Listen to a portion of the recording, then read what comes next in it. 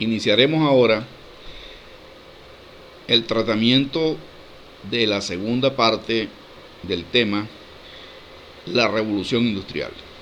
Es decir, vamos a abordar lo correspondiente a lo que se ha denominado la segunda revolución industrial. Empezaremos planteando una especie de visión general sobre este proceso. Ya dijimos, cuando analizábamos la primera revolución industrial, que este es un proceso que se le ha denominado maquinismo o revolución tecnológica, y fue un proceso que impactó profundamente el mundo de la economía. Y esa primera revolución industrial tuvo como epicentro, como núcleo fundamental, a Inglaterra. Y en líneas generales, la fuente principal de energía que revoluciona este mundo económico es la utilización de la energía del vapor mediante una máquina perfeccionada por James Watt sobre la base de un conjunto de aportes previos como el de Newcomen y otros inventores. El proceso económico y tecnológico que se inicia pues en las décadas finales del siglo XVIII y que se desarrolla y llega a su clímax hacia mediados del siglo XIX, va a tener posteriormente un segundo proceso de crecimiento acelerado, de cambio, de transformación, cuyo objetivo básico va a ser el cambio profundo en la tecnología ya conocida desde antes. Ahora ya no significa que no se sigue usando la energía del vapor, no significa que las máquinas de vapor dejaron o quedaron a un lado, no.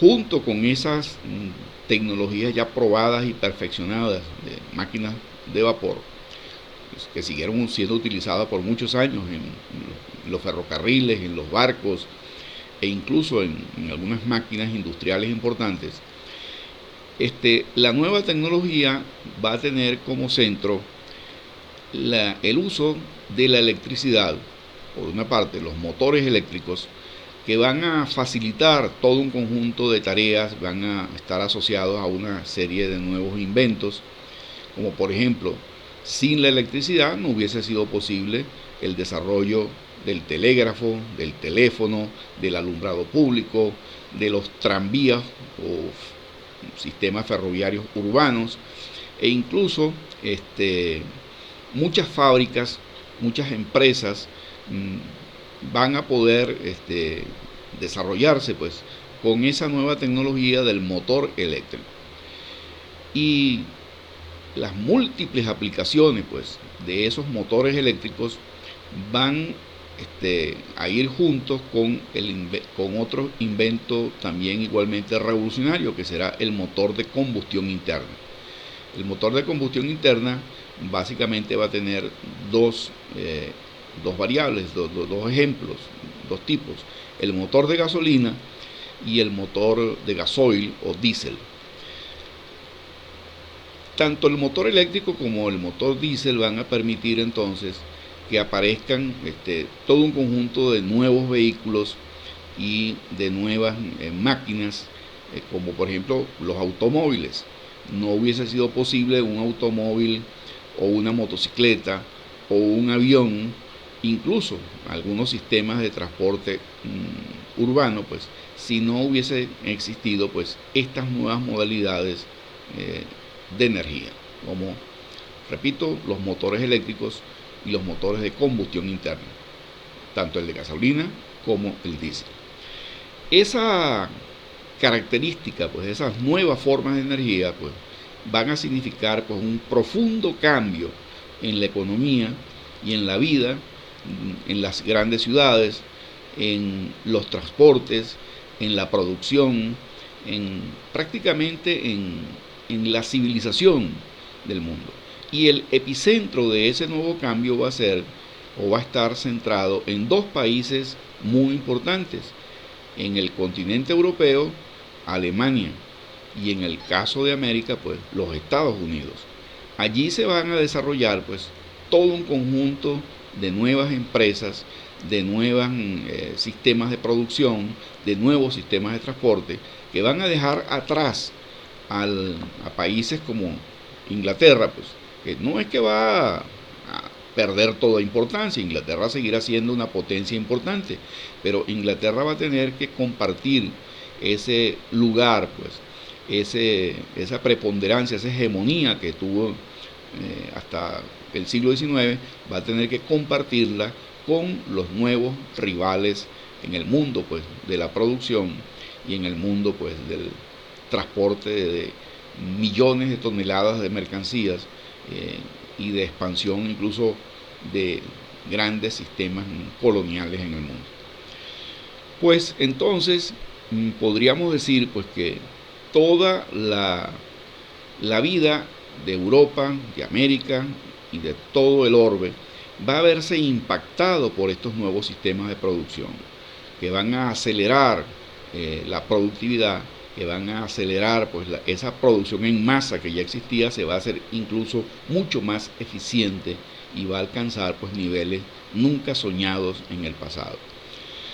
Uno de los cambios interesantes pues que va a tener el mundo de entonces, ya de mediados del siglo XIX a finales del siglo XIX, es un aumento vertiginoso de la población. Ya la población europea había crecido bastante en la primera revolución industrial, pero durante el tiempo de la segunda revolución industrial va a continuar esa expansión demográfica. ¿Por qué razón? Porque siempre hubo una elevada tasa de natalidad. La diferencia es que ahora va a haber una tendencia a bajar cada vez más los niveles de mortalidad. Gracias a los avances de la medicina, la mejor alimentación, gracias a la vida urbana, pues, que ofrecía todo un conjunto de mejoras a la población, esta va a poder crecer de manera pues más acelerada. Países como Inglaterra, como Francia, como Alemania, e incluso países nuevos como los Estados Unidos, van a tener pues un crecimiento poblacional acelerado. Los niveles de mortalidad van a ser por debajo de 20 por mil, cuando antes eran de 40 por mil o de números superiores.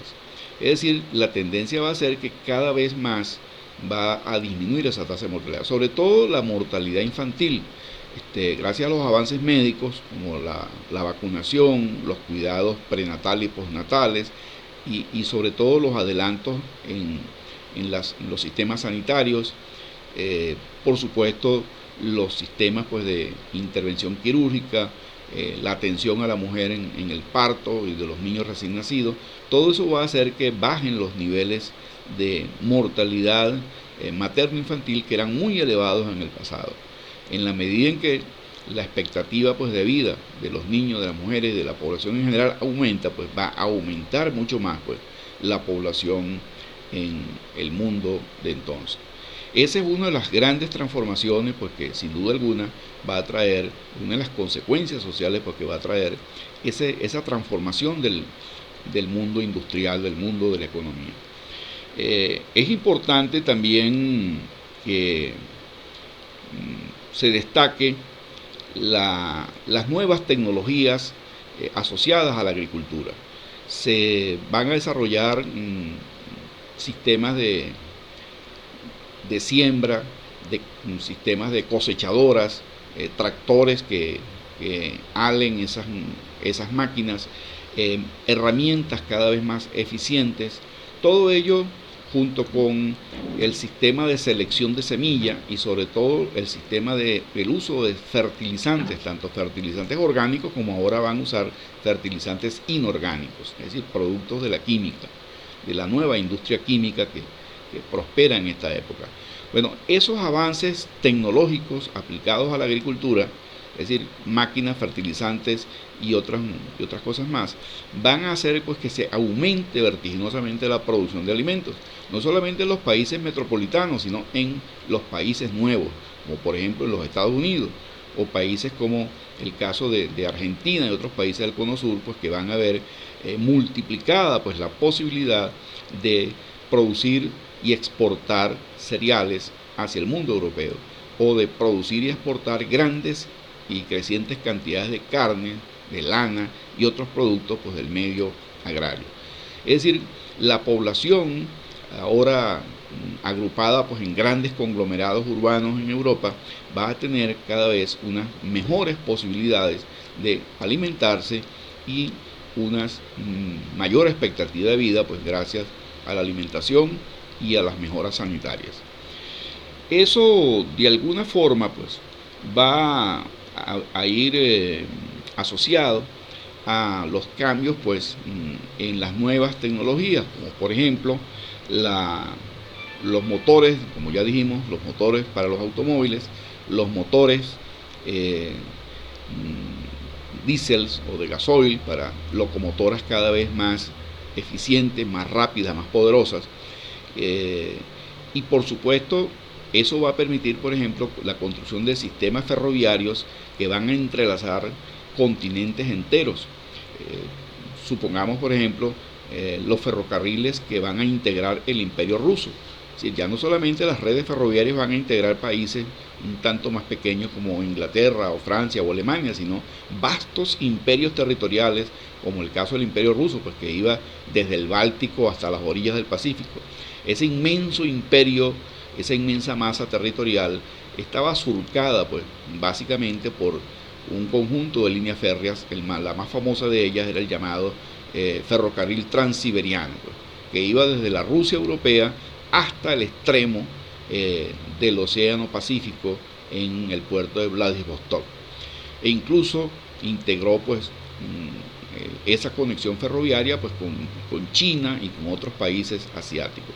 En el caso de los Estados Unidos, ya para 1869, los Estados Unidos van a quedar integrados con un ferrocarril que iba desde San Francisco en el lado del Océano Pacífico hasta Nueva York, pues en el lado del Atlántico. Es decir, un ferrocarril transcontinental. Es decir, los Estados Unidos se integraron, se consiguieron las dos grandes líneas férreas en el estado de Utah. Se van a conseguir pues la línea que venía desde el occidente, la línea que venía del este, se consiguen allí pues e integran a los Estados Unidos como ese gran país que ya lo era. Recordemos que los Estados Unidos al principio eran un país que no era ni la cuarta parte de lo que va a ser después. Gracias a su expansión hacia el oeste van a conseguir el control, pues ya no solamente será el pequeño espacio de las colonias, las 13 colonias originales que estaban adosadas a la costa atlántica. Los Estados Unidos se expanden pues hacia el valle del Mississippi, en el territorio llamado la Luisiana, ese inmenso territorio central pues de los Estados Unidos, que tenía el valle de Missouri y Mississippi, con Nueva Orleans como su puerto de salida. Más allá de eso estaba Texas, todos los territorios que le arrebataron a México, como Nuevo México, Arizona, Utah, Colorado, California. Es decir, toda esa inmensa masa de territorios, y luego los que negociaron con los británicos hacia el norte, con Oregon, y los que posteriormente adquieren de Rusia, la península de Alaska. O sea, esa expansión territorial de los Estados Unidos había que integrarla, había que permitir su desarrollo, pues gracias al sistema de ferrocarriles transcontinentales, con ramales en distintas direcciones, en dirección este-oeste y en dirección norte-sur. Bueno, los Estados Unidos no hubiesen sido la gran potencia que fueron después, sino pues gracias a los ferrocarriles. Posteriormente también el transporte naval, el transporte por supuesto por sus grandes ríos, por sus grandes lagos, fue posible pues gracias a las nuevas tecnologías de transporte acuático. Va a ser muy importante, junto con todo este desarrollo pues, de los sistemas de transporte, el desarrollo siderúrgico. Es decir, no se puede lograr un gran desarrollo ferroviario si no hay un desarrollo siderúrgico. Es decir, la producción de grandes cantidades, grandes tonelajes crecientes, pues no solamente ya de hierro colado, como se hacía en la primera revolución industrial, hierro que había que luego forjar a golpes, en una especie de procedimiento un tanto artesanal, ¿no? Lento, difícil. La segunda revolución industrial se monta sobre la idea de un sistema siderúrgico nuevo, que es la producción masiva de acero. O sea, el acero es una aleación generada pues, por un procesamiento del mineral de hierro junto con el carbono, y se produce el acero por lo que se llamó el sistema de pudelación, con un nuevo tipo de horno pues, que permitía la producción de millones de toneladas de acero, que a su vez permitían pues, la fabricación de ferrocarriles, de grandes barcos, todo lo que era pues, el sistema de puentes, de construcción de edificios, cada vez más altos, cada vez más seguros. Todo eso fue posible gracias a la industria del acero. Y los países precisamente líderes en esa gran producción masiva de acero van a ser precisamente Alemania, en la llamada cuenca del Ruhr, donde, y igualmente pues en los Estados Unidos, también se va a convertir en un gran productor de acero. Las grandes acerías de esos países, por supuesto que en Inglaterra también va a haber desarrollo siderúrgico, en Francia y otros países menores también va a haber desarrollo siderúrgico, pero los países líderes de ese crecimiento pues van a ser básicamente Alemania y los Estados Unidos. Junto con esa industria siderúrgica hay también la creación pues, de un tipo de industria que no existía hasta ese momento. Gracias a los avances de la ciencia, sobre todo la relación entre el conocimiento científico y la técnica, esa es una de las características de la segunda revolución industrial. Es decir, en los tiempos iniciales de la primera revolución industrial, prácticamente la ciencia era como muy académica, muy centrada en la vida de las universidades, muy dada pues hacia la especulación, lo que podríamos llamar las ciencias puras. El mundo de la tecnología era un mundo más práctico, más ligado a la producción, más ligado incluso a veces a simples mecánicos, simple gente curiosa que innovaba y cambiaba y hacía las cosas pues de manera práctica, ¿no? Los grandes inventos de ingeniería pues no lo hicieron precisamente ingenieros graduados en una facultad de ingeniería, más bien eran hombres observadores, expertos, hombres prácticos mecánicos, los que hicieron esos adelantos. Mientras que en la segunda revolución industrial la cosa es distinta. Ya los avances de la ciencia se combinan y se, como diríamos, aterrizan en la realidad y permiten el desarrollo de una buena cantidad de adelantos técnicos. Es decir, ciencia y técnica se integran de alguna forma. Y por esa razón aparece una industria que antes no existía, la llamada industria química. Un buen ejemplo sería, por ejemplo, el de los colorantes.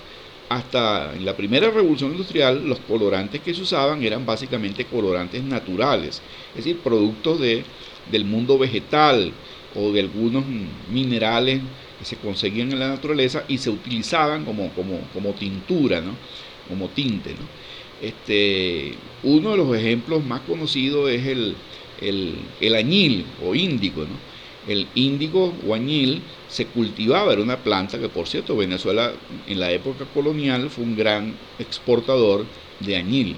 El añil permitía, una vez que se procesaba, elaborar un tinte que se llamaba azulillo.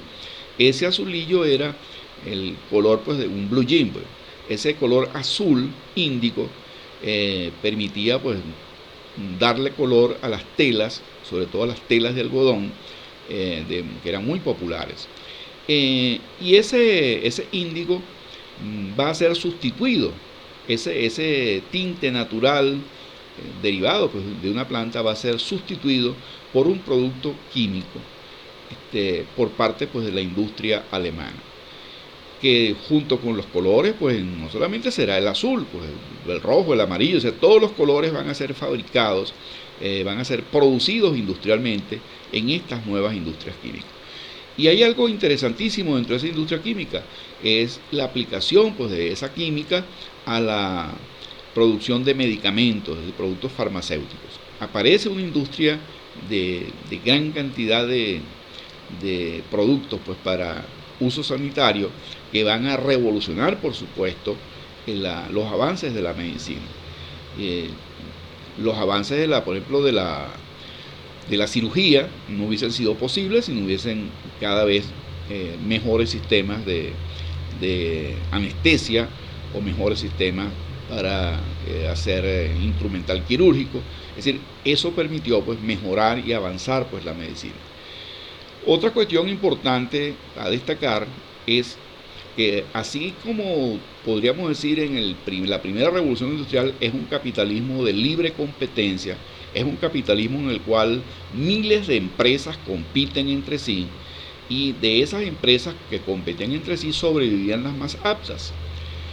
Ese capitalismo de libre competencia típico de la primera revolución industrial y a la que Adam Smith pues, dedicó pues, todo su esfuerzo para interpretarlo en su libro La riqueza de las naciones, o los otros economistas clásicos como David Ricardo o John Stuart Mill. En esta segunda revolución industrial aparece pues, un capitalismo monopolista. Es decir, ahora no solamente serán muchas y pequeñas empresas que compiten entre sí, sino ahora serán gigantes industriales que van a intentar controlar sectores completos de la economía.